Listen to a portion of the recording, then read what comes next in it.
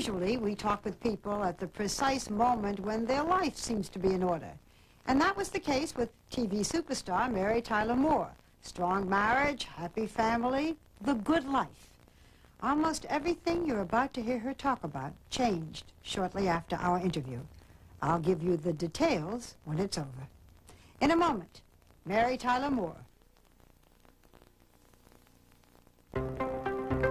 Mary Tyler Moore made television history not once, but twice. We first fell in love with her as Laura Petrie on The Dick Van Dyke Show.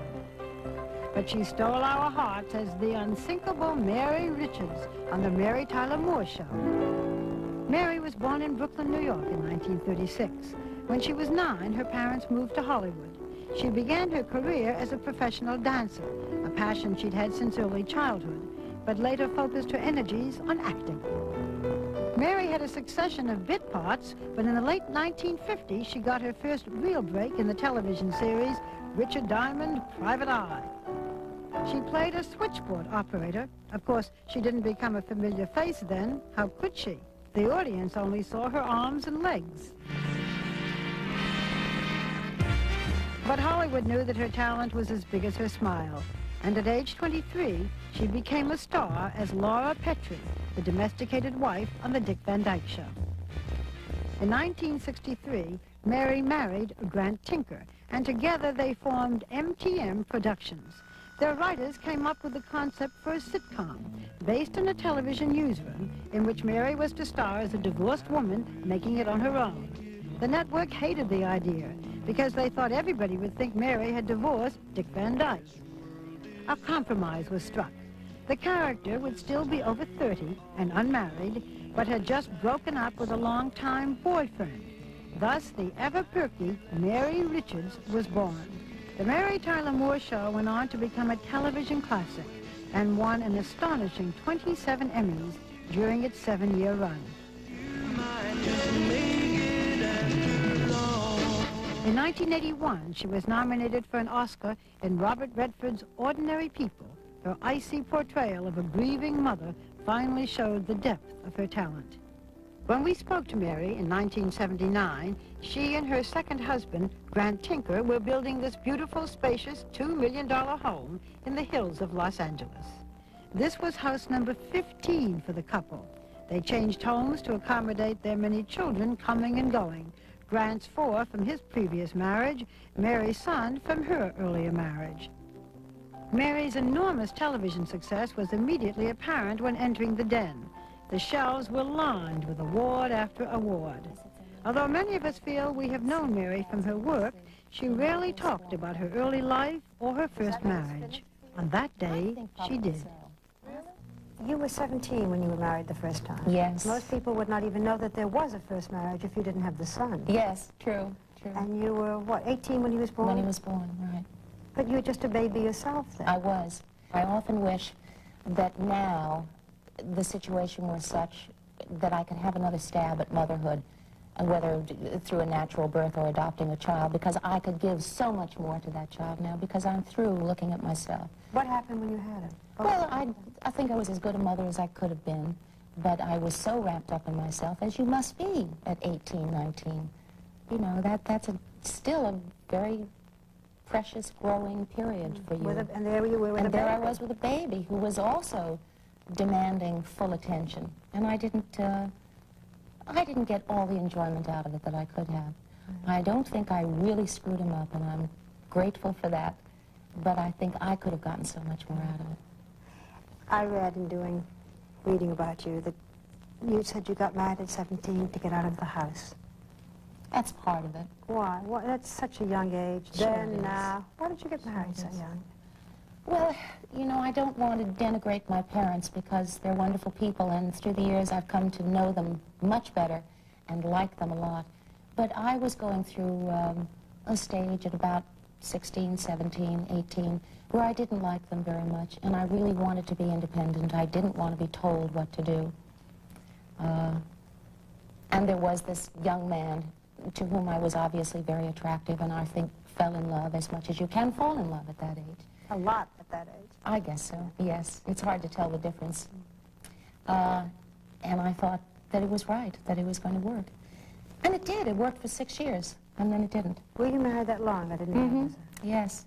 And I always hate to hear people say, well, our marriage failed, you know, because I think even if a marriage worked for 4 years, 5 years, if you're happy during that time, that's not a time of failure. That's a time of growth and satisfaction and having given and taken from one another, and that's good. I saw an interview you did in which you said that your family was like impoverished nobility.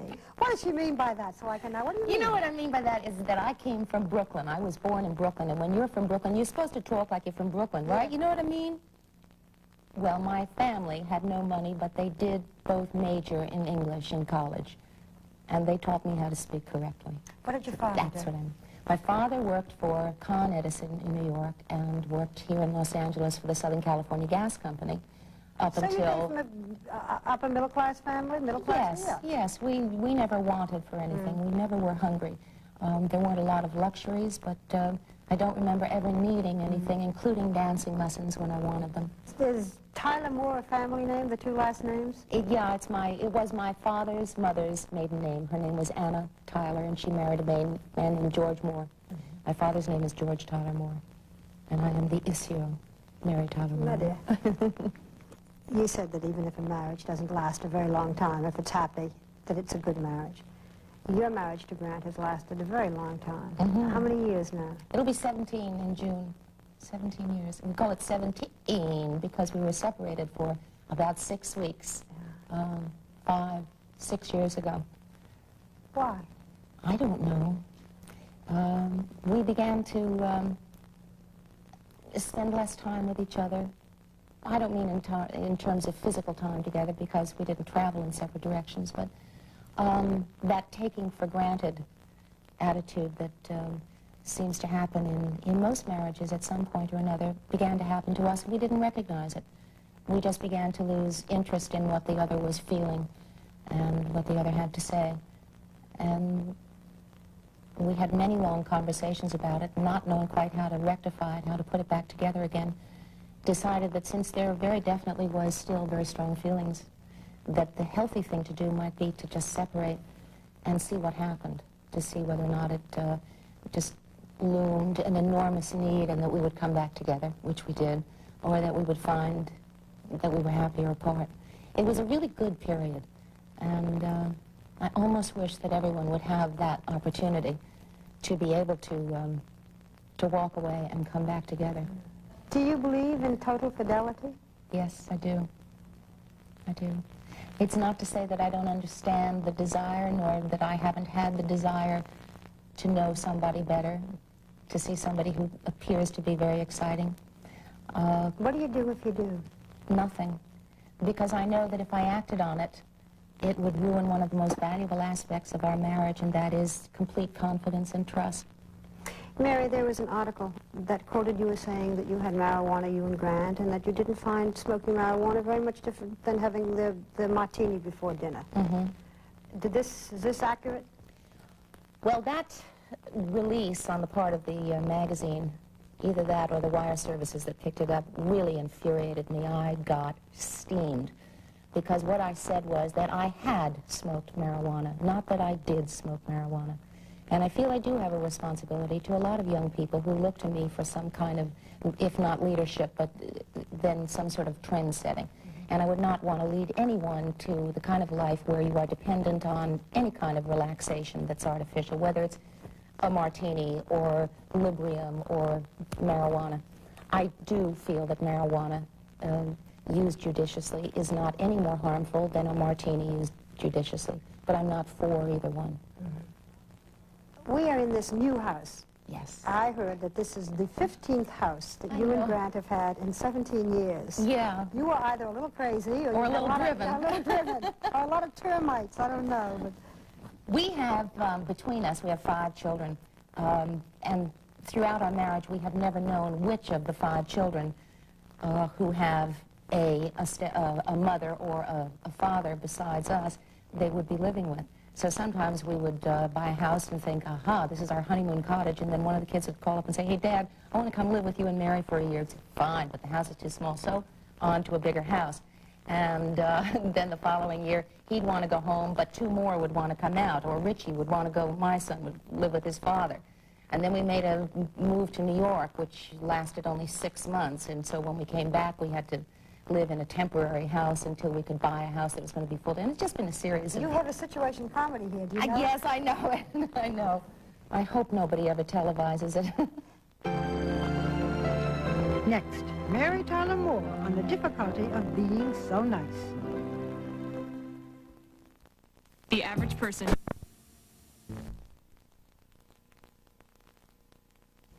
Okay, Mary, for years, 7 years, you did the Mary Tyler Moore Show as Mary Richards, and you could have stayed on, and you were a huge success, and life was terrific.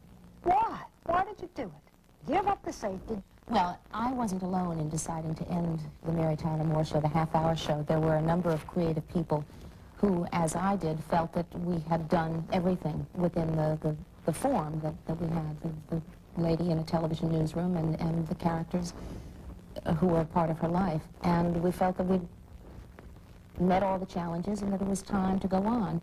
What was the happiest time of your life? Professionally, I would think it was the beginning of the half-hour show, the Mary Tyler Moore Show, as we struggled and worked very hard. That first year was dismal in terms of ratings. I think of it as being an immediate success with Emmy after Emmy. Well, that came in the second year. The first year was not a success. Yeah, but you see, the medium wasn't as competitive, so highly competitive then as it is now. Now, if you don't make it in 3 weeks, out. And then they could afford, for whatever reasons, I still don't understand it, they could afford to leave you on and build an audience. And we did that. It was during the summer reruns. Is there any kind of a program that you would want to do that would represent a woman of these times, or something in your own life? Another situation comedy? I don't know. I mean, that would certainly seem to be the road to take. Except people would compare it. Well, on the one hand, to want that to happen, and as an actress, to know that it is death. Especially if you've played a character that the audience loved. And I think they really did love Mary Richards. And as they see her every afternoon or morning, wherever it's shown in whatever market, it makes it that much more difficult for you to develop a new character. Sure. Can you see yourself doing films now? Would you like to make movies? Yes, I would. I would. Television or for theaters, movies? Both.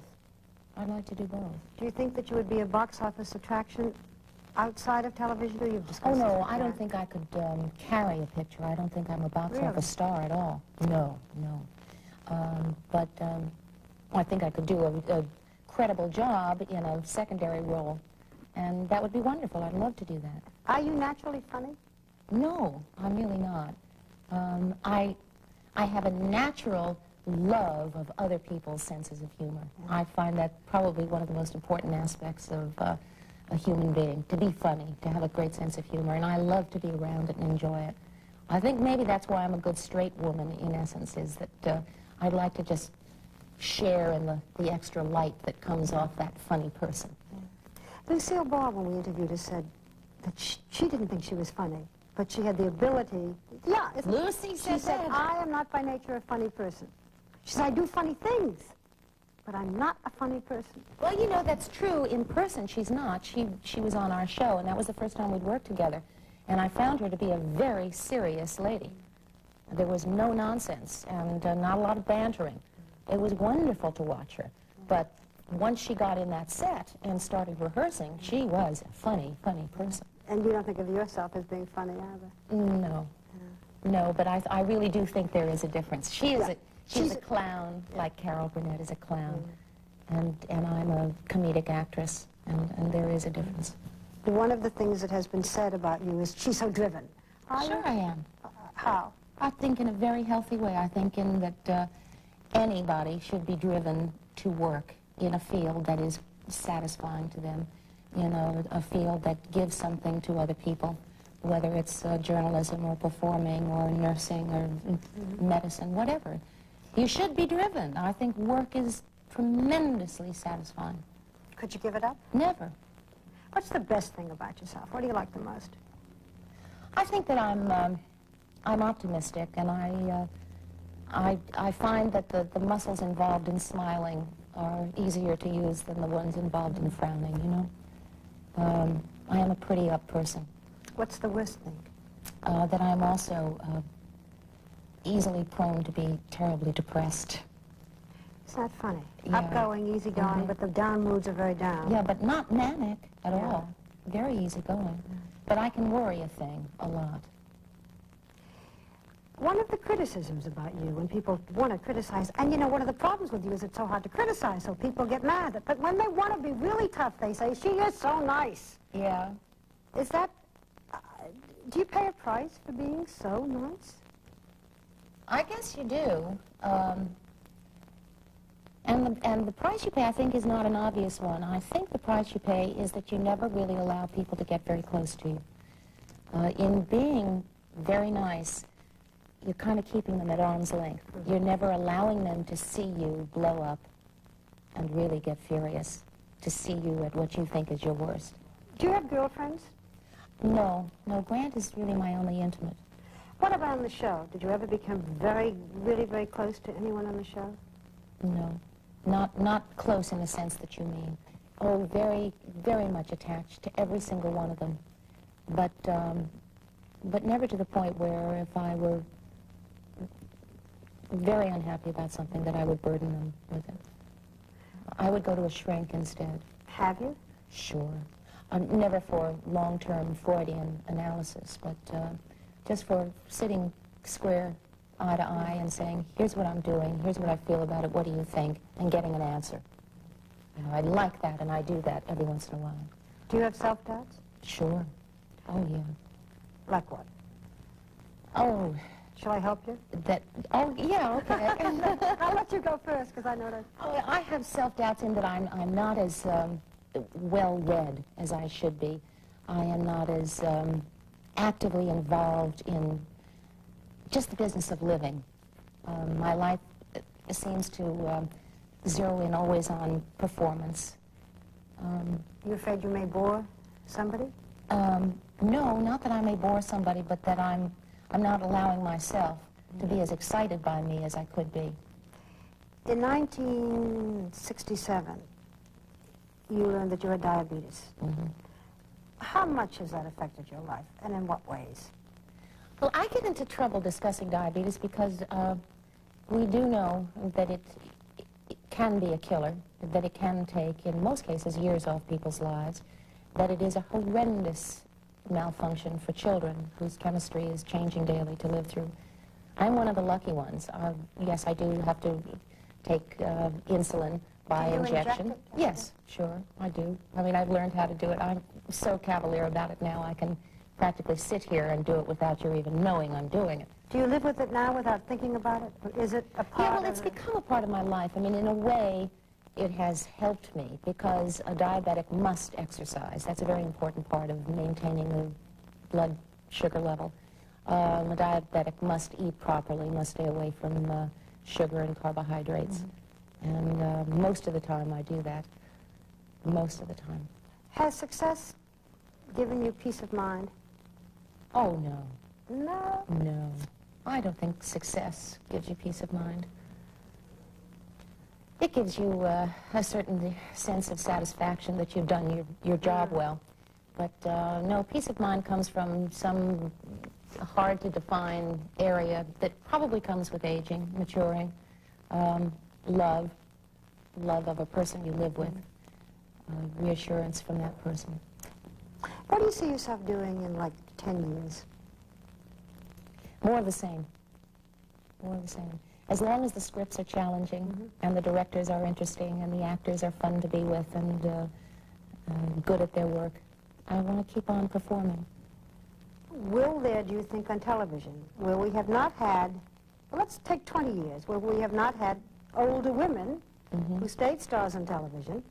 I mean, I think about it myself in news, and the men can be in their 50s and 60s and still make it as, you know, in the news, but we haven't had too many women do it. Do you think about, well, where's Mary Tyler Moore going to be in 20 years? Sure, I do think about that. I confess to a certain vanity and a certain resentment that men get better and better looking as they get older, and it doesn't happen for And women. more authoritative. And it's Yes, wonderful, you know. yes, right.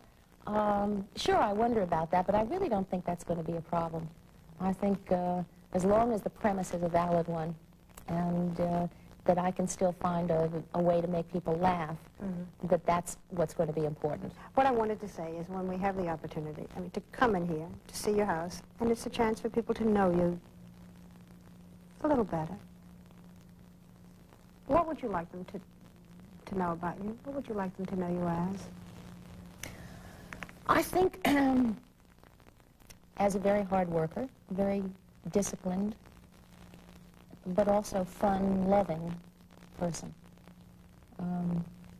Primarily those things. That I am professional, that I'm dedicated, that I take very seriously everything I do, but that I do love to look for the funny side. Thank you, Mary. Thank you.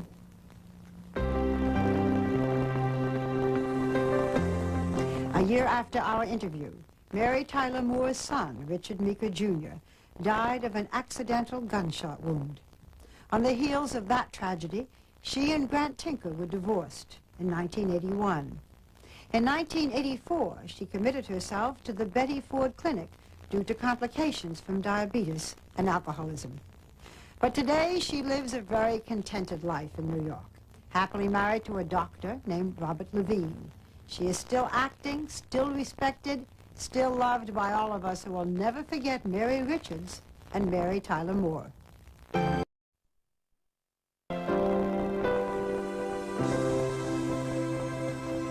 Usually, we talk with people at the precise moment when their life seems to be in order.